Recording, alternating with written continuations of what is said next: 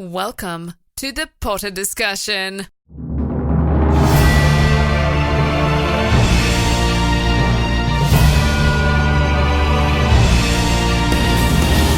Welcome back to the Potter Discussion. This is episode 115, and on today's episode, we will be discussing the difference between Voldemort and Tom Riddle. Let's do this.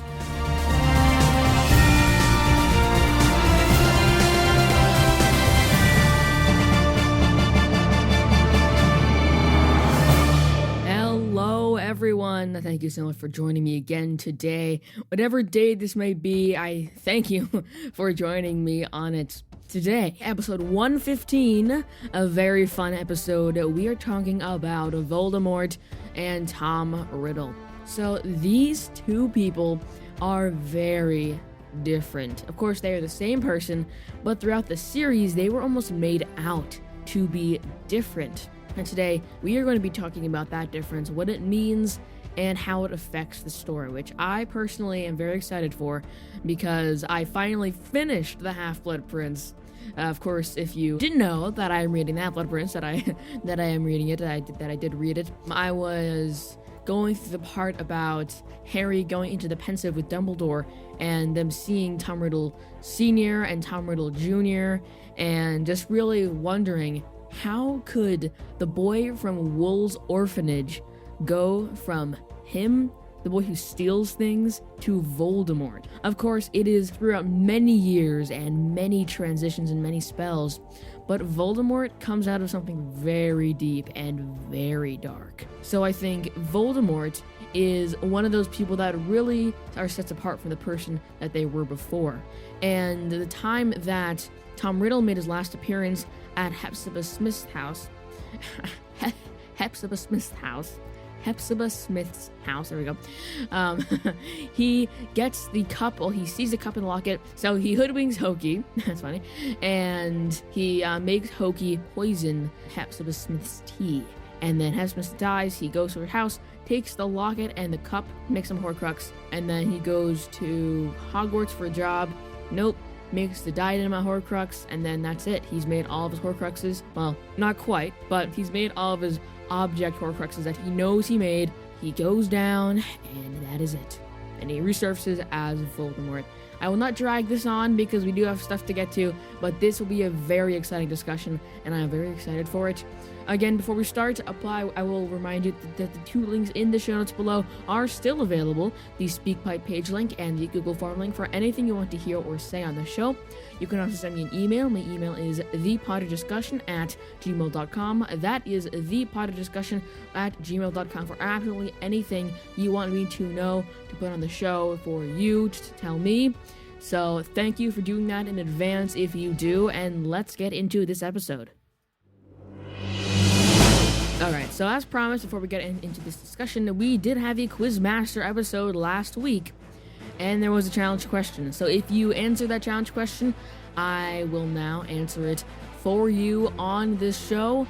If you looked it up, if you watched the movie again, that is even more kudos to you, so congrats if you got it right. And here's the answer. So, here was the challenge question. What did Queenie's grandfather breed? That was the question, what did Queenie's grandfather breed? And there was a bonus question, what did Jacob's grandfather breed? Again, the challenge question was, what did Queenie's grandfather breed? And the extra challenge question was, what did Jacob's grandfather breed? Well, because it was a magical creatures episode, I think I kind of psyched you out. And I don't know if you said anything like mystical, magical, but Queenie's grandfather bred owls. So that is the answer to the challenge question. If you got it right, I would love to hear any challenge questions that you want to send me to thepotterdiscussion@gmail.com, like I said before, or the two links in the show notes. But owls is the right answer, and this was a very fleeting little thing that Queenie said when they went on the top of the building after catching the, what's it called? That's the, I don't know, but, so Queenie, Jacob, Newt, and Tina went on the top of a roof, and Newt was telling Tina about the demiguise that they had to catch that was invisible, and Tina was a little bit, shocked. I think I don't know if you got this one, but if you got the owls, I think you probably got the next part, which is what did Jacob's grandfather breed, and that is pigeons. Because Queenie and Jacob are passing a cage, and they're talking, and then the subject comes up, and they say it. It's like one line, fleeting, next scene, go. So if you got this, you must be a Harry Potter fan. So congrats, good job, and there you go. All right, now you're really getting into the episode. So yeah, so I'm not gonna do any fancy transition because I just wanted to do this. So the first thing on the agenda is, who is Tom Riddle? Simple as that.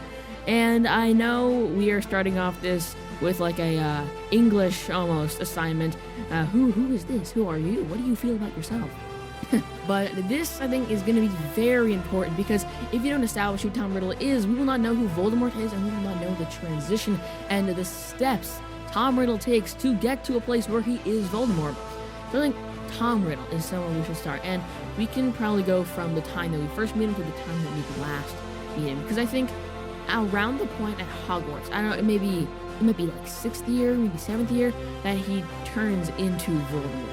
He might not have, like the snake-like features and the red eyes, but his eyes are still like starting to glint, and he's getting malice, and he's getting greedy, and he is seeing the world differently, and he wants power. So depending on how you see it, Voldemort is there in Tom much sooner than we imagine. But let's do who is Tom Riddle. I think Tom is a very troubled person. He doesn't understand just how of a difficult situation he is in as someone in the orphanage. The only difficulty he sees in a situation is the difficulty in which he has to endure just day to day. And that is the bullying, the strangeness, the magic that he has that doesn't know what it is or how he puts name to it. He does come to enjoy what he does, which I don't know if that's an alarming thing or a good thing eventually, but the fact still stands that Tom was not an average child. And I think that was really the point that made him who he was, who he is, and who he turned into be. Because Tom, he had no one. He had no one there for him. He literally was alone. No friends, no one even at the orphanage liked him, and he was just taken in because he was shoved upon wolves by Merope. And Tom, although he might not be so happy with that, I think he was glad to be taken in by something. And I mean, he did the classic kid thing where he just, was like, no, I don't like that. No, so Tom, I think, was he hated his parents for putting him into an orphanage, but I think he was glad that he wasn't just cast out on the streets. But it was like a whole transition for Tom to become this angry orphanage person who just hated his life and hated his parents and hated everything about it and just wanted to hurt people and do strange things to other children, into this polite student who went to Hogwarts and got top grades and everyone fell in love with him. So how did that even happen? Well, the fact is that Tom Riddle was very cunning. He was very scheming. He could see into a person and read them like a Harry Potter book. He knew how to play for an audience. Gosh, it is windy outside. Anyway, he knew how to play for an audience. He knew how to attract the hearts of those all around him, and not in the way that was, oh, wow, look at Tom, he's so great, I wish I could be like him. It's, look at Tom, he's so great, he is awesome. That kind of way. So somehow, Tom managed to charm the entire castle based on who he was and what he could do. The only person who wasn't fooled was, surprise, surprise, Dumbledore. Now, Dumbledore was the one who brought him to the castle, but he wasn't the person who saw him and really tried to push him along. At that point, Dumbledore was the Transfiguration teacher and not the headmaster, so whatever he did would not have so much power Of course, he did have some authority over Tom, but not as the headmasterly level that Dumbledore eventually had. But he was the only one who saw through Tom, and they both knew it. Like I said, was it episode 100 maybe? Yeah, I think it was episode 100 that I was talking about how Dumbledore and Tom were the only people who could ruin each other's plans. And that was really the point that Tom recognized Dumbledore could not be around him, could not be with him, and they had to go their separate ways or just destroy each other. And it might sound harsh, it might sound cruel, but it's true. I think this is this is one of those cliche moments, but it's really it's true. Neither can live while the other survives.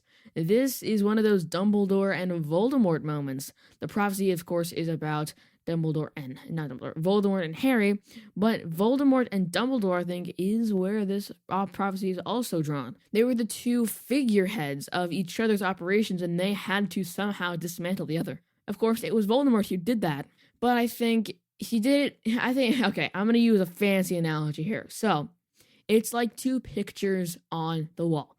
Voldemort is one picture and Dumbledore is the other. Voldemort stuck a nail in the wall and hung himself up with no support, but he put himself in a hall of paintings, of murals, so Dumbledore couldn't find him very well. But Dumbledore just put himself in a room, one painting, but he put a permanent sticking charm in the back of his painting. And Voldemort did eventually get his painting off the wall, but he had to blast a hole in it in order to get Dumbledore's painting off of it. So that's my analogy here, and I think that works because at school, Tom recognized the danger Dumbledore posed to him and the danger that Dumbledore was recognizing in Tom. So that, I think, is where his anti-Dumbledore-ness started at Hogwarts. And this is really important because that is basically his basis for his entire drive. Not hating Dumbledore, but hating Muggles, hating Half-Bloods, hating Muggleborns, hating all of those people, and hating the people who supported them. Dumbledore, Harry, all of those people he despised. And like I said in the 100th episode, that is another reason why Voldemort became Voldemort from Tom Riddle.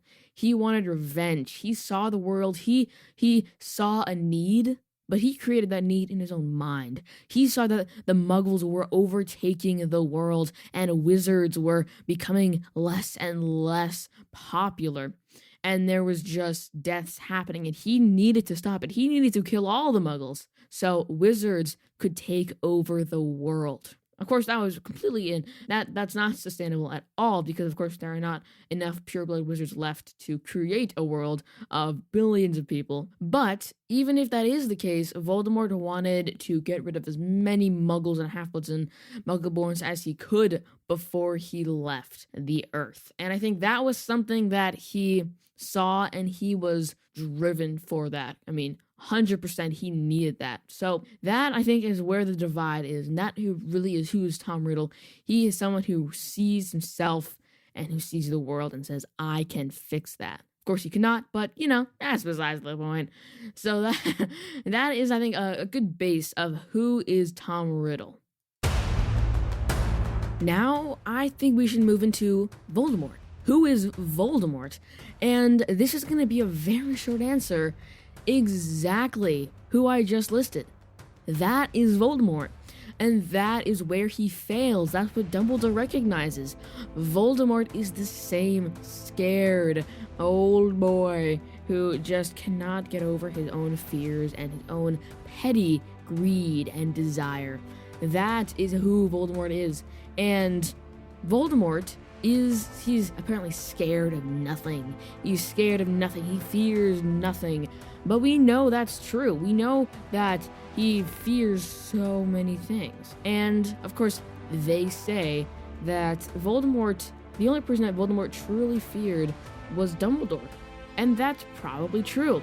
No one else had his power. No one else had his authority. No one else had what he did. So of course it was natural for Tom and for Voldemort to be scared of Dumbledore, despite the fact that Dumbledore would do nothing against him without Tom starting it. Of course, Voldemort recognized in Dumbledore that if he didn't act, then Dumbledore would, of course that's false, but Tom said, you know what, I don't like you, I'm gonna kill you now. So he started his whole Voldemort shtick, and that's it. It's all down in history. But Voldemort is still scared of the things that he was before. The dark, bodies, as was mentioned in the Half-Blood Prince. So he really does not have the fearless just going after it, I will conquer the world, I will show them all, and I will be number one. He does not have that. He has the I must escape my fear, I will run faster than it is consuming me. That is impossible. He does not turn to face his enemies, his demons. He just runs the other way. And in the way Voldemort sees it, he is not trying to defend his demons, he is trying to run faster than them, which is impossible, as I said before. That's just not something that happens. He has to run faster than himself, ever. At all times, he has to be moving, which is impossible for him. Of course, because Voldemort cannot move on, he cannot go anywhere, so he chose the wrong path. He chose the wrong way of escaping his own life. Really, not dying, but he escaped his demons the wrong way. Of course, he was given the easy way out by Harry, but Voldemort did not do the things he should have. I think that's the bottom line, and Tom Riddle is Voldemort, basically. I mean, there's nothing else to it. Voldemort went through this whole change, his skin turned the color of pale milk. His hair all fell off for some reason. His toenails became triangles. I don't know how that happened, but his toenails became pointed. His fingernails became super long, and his eyes were red. Of course, they weren't red in the movies, but that's a whole different story, but I'm going off the books here. So he went through this whole physical change, but he stayed the same. He stayed the exact same, and there's nothing else to it. Tom is Voldemort. Voldemort is Tom. Maybe Tom has more hair than Voldemort, but still, they are the same. Now we're really getting into the juicy stuff. Why do Voldemort and Tom seem so different? Why are they so separate? Why do they seem like two different people? Well, again, the answer is simple. It's so simple. Voldemort became something unknown at that point. He pushed the boundaries of magic too far.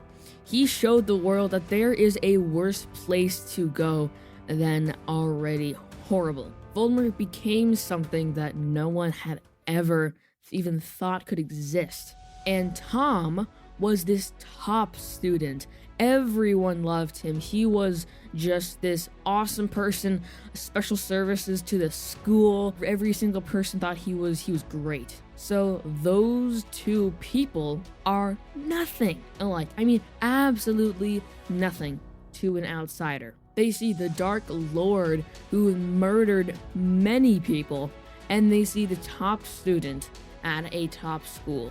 How are those even similar? Well, again, this is where this explaining who these two people are come back to it. If we go deeper into who they are the same. They are the same. Those two people are the same. They are leading in a field that has already been led. They are doing something that is impossible. I mean, not being a top student for Tom, but keeping up with being Voldemort and with Hogwarts and his friends and his teachers, keeping track of everything that he does. Of course, you just can't. Of course you could. And both are still so emotionally troubled and just so broken inside. They see a problem that doesn't exist and they try to present a solution that will never work. Those are the similarities between them, and those are all the similarities you need to see that these two people are one.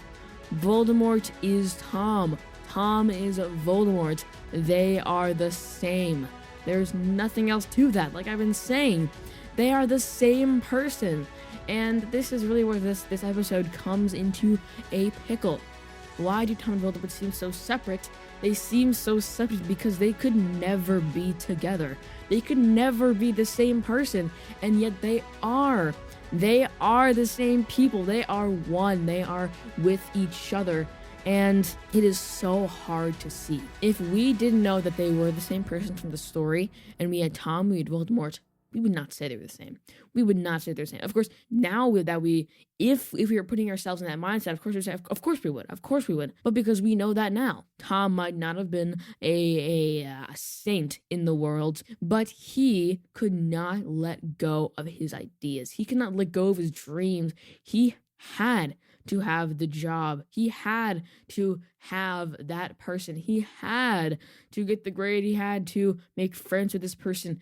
And that is just where they are the same. They are the exact same person. I cannot, if you hear one thing from this episode, it will be that they are not different at all. They are so similar. So similar. And the fact that we saw that, I think, makes this whole thing even more just jarring if we put ourselves in the mindset of an outsider. Seeing Tom, seeing Voldemort, seeing all the things that they do, and just seeing their backstory just become unveiled is just unnerving almost. Seeing how Tom treated his peers with the utmost of disrespect.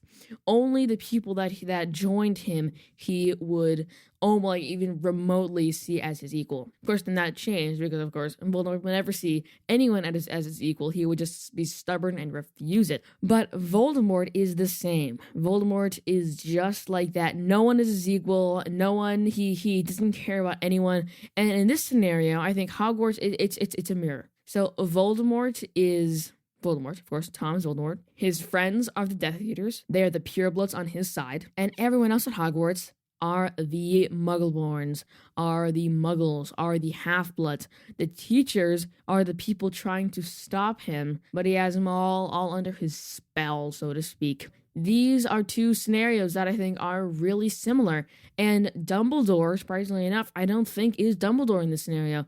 I think Harry is Dumbledore. And in this, scenario, I don't think Dumbledore has a clear place, but it definitely could be made for him. So this is the parallel that I really want you to see. They are going through the same thing, they have the same goal, and they are the same person. All right, here's an interesting question. How did Tom's goals in school affect Voldemort? So I think this is a question that can be answered by just looking at Tom's time in school and seeing where he went directly after that. So entering school, I think his goals were different. He just wanted to make friends, he wanted to fit in, he wanted to find a place for his very own, just to be a big boy and all of that. And I mean, sure, maybe he did it. Maybe he found the place that he wanted. Maybe he discovered his pool of people, so to speak. And great, for the first couple of years, that's what he did. He found his place, he found his stride. He really just made his footprint in Hogwarts. Fantastic. But then in the later years, he realized that no one else was like him. He was rising much faster than all the other people. And by maybe his third or fourth year, he was smarter than all of the seventh years.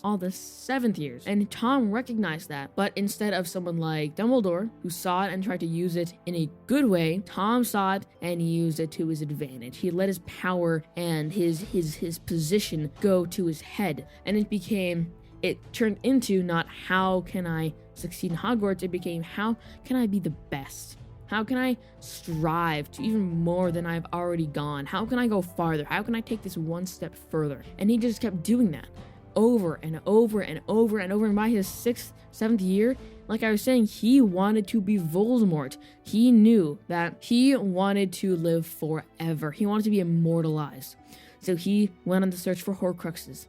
He went to work at Borgin and Burke to find his some more Horcruxes to find. Of course, he did find a couple. Because of course Borgin and Burke deals with bad, dark artifacts, and of course he needed those. So he went on a search for those. Tom just searched far and wide for anything that could help him be someone who could never die. And he found it. He found the answer. He did it, and he became Voldemort. And we don't know what happened in between the years.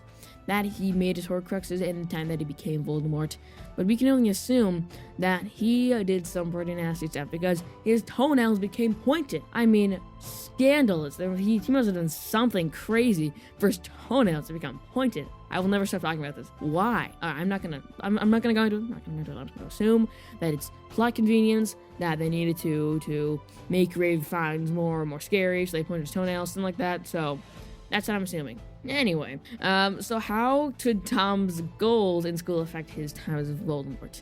This is really where we see these parallels of him achieving goals in school and achieving goals as Voldemort. He wanted to make his circle and just use them as his bubble, to just plow everything out of his path and to just defeat all the competition and show the world that he is the best. And he did that. He made his Horcruxes, and then he found his followers.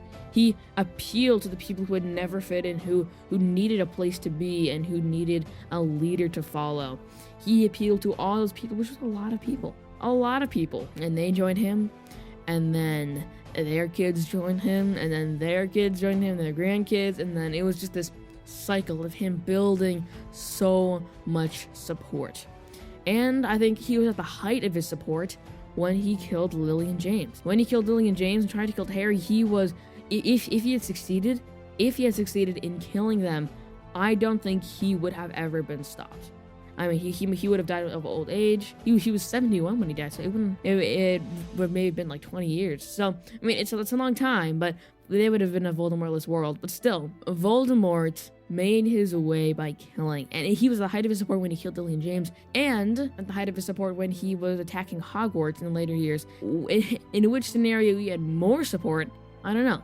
I will say I think it was in when he was attacking Hogwarts, but in sheer number, I think it was when he was gonna kill Lily and James. But I say he had more support when he was attacking Hogwarts because he had Hogwarts basically under his control, and he had the Ministry under his control. All the fronts were just his. But yet he did have a lot of support when he was killing Lily and James.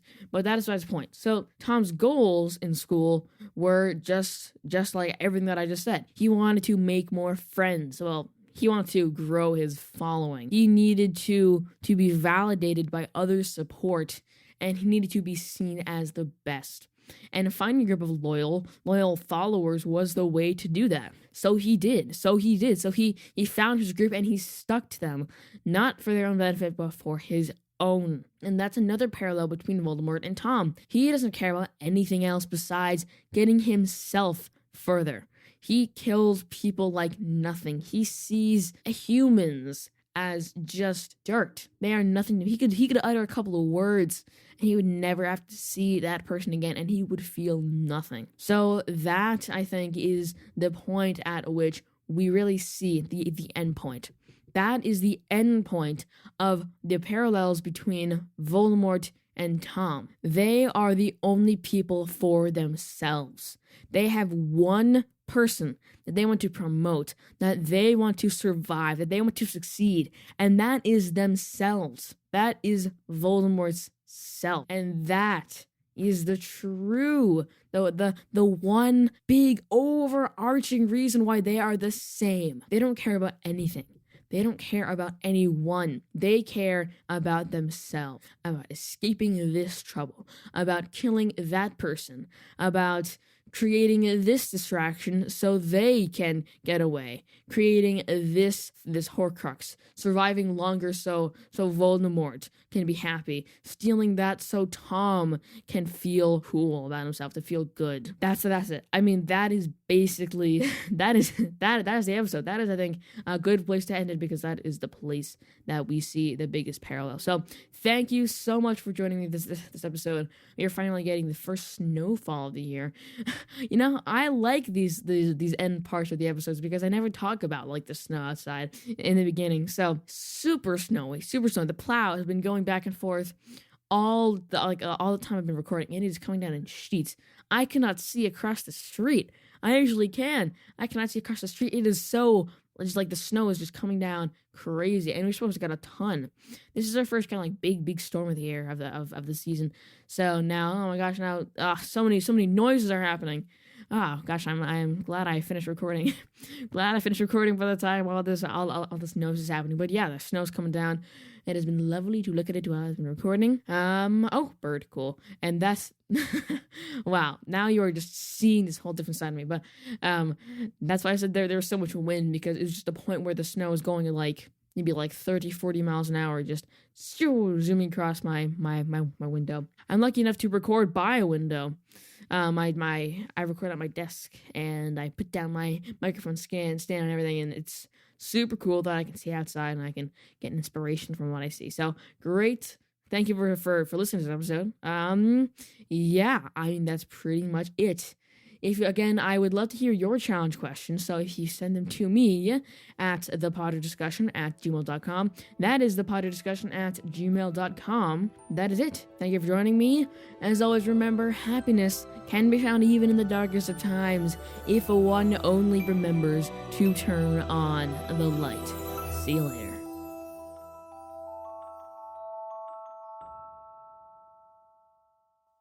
This was the Potter Discussion.